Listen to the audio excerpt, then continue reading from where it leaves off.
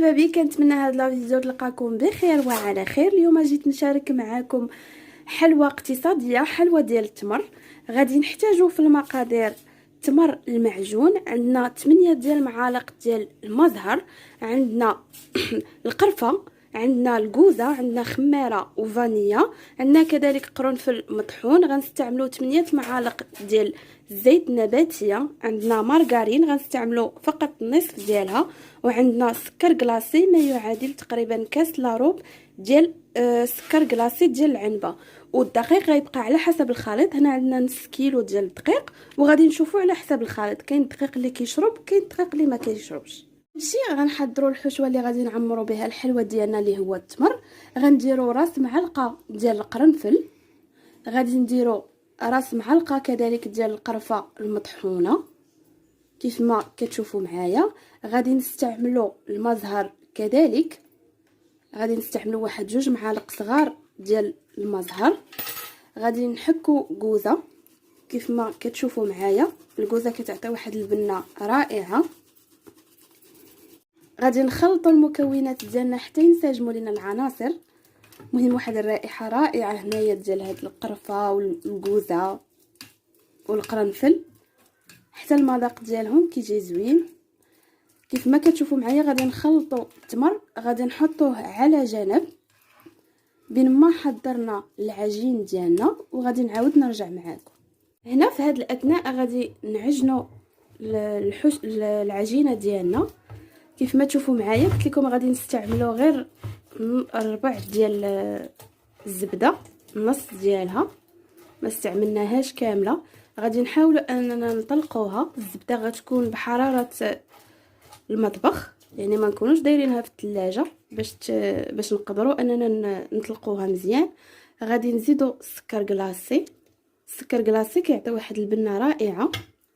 كيف ما قلت لكم تقريبا واحد كاس لاروب ديال السكر كلاصي. غادي نحاولوا نجمعوا المكونات ديالنا كاملين. الاثناء من بعد ما نسجموا لنا المكونات ديالنا السكر كلاصي مع الزبده، غادي نزيدوا 8 المعالق ديال المزهر. غادي نعبروا بالمعلقه كبيره كيف ما كتشوفوا معايا. قلت لكم 8 المعالق ديال المزهر مع 8 المعالق ديال الزيت النباتيه. غادي نخلطوا مزيان. الاثناء غادي نضيفوا 8 المعالق ديال الزيت النباتيه كيف ما كتشوفوا معايا. غادي نحاولوا نسجموا جميع المكونات اللي عندنا. غادي نزيدوا ساشي ديال الفاني، ضيفوا الفاني، ساشي ديال الفاني. من بعد غادي نضيفوا القرنفل اللي مطحون، تقريبا واحد معلقه صغيره ما عامراش اللي كانت تبقى لينا من الحشوه اللي حضرنا. غادي نضيفوا راس معلقه ديال القرفه، كيعطي واحد الطعم رائع. غادي نحاولوا اننا نجمعوا المكونات. ضفنا الفورس اللي ديجا مغربلينو مع خماره، كانت مشات ليا هاد اللقطه. غادي نبداو نضيفوا الفورس تدريجيا حتى تنسجم لينا العجين ديالنا. كيف ما كتشوفوا ما نحاولوا اننا ما نخليوهاش تكور لينا ولا شي حاجه. ندمجوا المكونات ديالنا مزيان. الشكل ديال العجين ديالنا بعد ما جمعناها كيف ما قلت لكم راه الفورس كيبقى على حسب الخليط حتى تنسجم ليكم، تولي على هذا الشكل هذا، ما قاصحاش بزاف وما مرخوفاش بزاف. غادي نديروها ببلاستيك غذائي كيف ما كتشوفوا دابا، نديروها في الثلاجه ترتاح. من بعد نعاود نرجع معكم باش نشكلوها. دا الغزالات ديالي بعد ما ارتاحت لينا العجين ديالنا في الثلاجه، غادي نحاولوا نبسطوها كيف ما كتشوفوا معايا. غادي نجيبوا هاد القطعه هذه راه متواجده، تقدروا تستعملوا اي قطعه عندكم. غادي نقطعوا بها الحلوى ديالنا. هانتوما غتشوفوا معايا نديروا شويه الفورس باش ما تلصقش لينا العجين ديالنا في هذاك الطابع. غادي نديروا هذيك الكركوبه ديال التمر غنديروها الوسط، وغادي نشكلوها. غتجي على هذا الشكل هذا.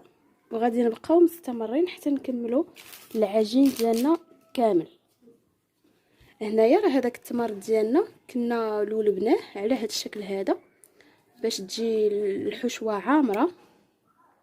غنبقاو مستمرين حتى نكملوا جميع العجين ديالنا.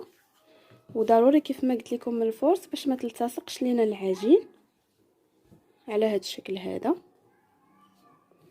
ما تنسوش الى عجبكم لا فيديو تضغطوا على جيم، تبارطاجيوه مع الاصدقاء ديالكم، وتفعلوا زر الجرس باش هكا يوصلكم كل جديد. وكيف ما قلت لكم راه حلوه اقتصاديه تفرحوا بها عائلتكم ووليداتكم في هاد الذكرى ديال المولد النبوي الشريف ان شاء الله.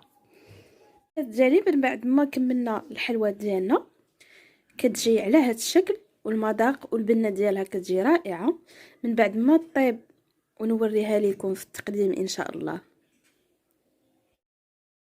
هنا الغزالات ديالي بعد ما طابت لينا الحلوه ديالنا كنخرجوها كتجي محمره على هذا الشكل هذا. غادي نخليوها تبرد غير شويه وغادي نفندوها في السكر كلاصي. غادي نفندوها كيف ما كتشوفوا معايا، كتعطي واحد الطعم رائع. وسيرتو هذاك التمر اللي درناه بالقرنفل وبالقرفه وبالكوزه كيعطي واحد المذاق رائع. كتجي حتى في الشكل ديالها كتجي زوين. وكيف ما قلت لكم تقدروا ديروا اي طابع وبصحه والراحه. هذا هو الشكل النهائي ديالها. كنتمنى هاد لا فيديو تعجبكم.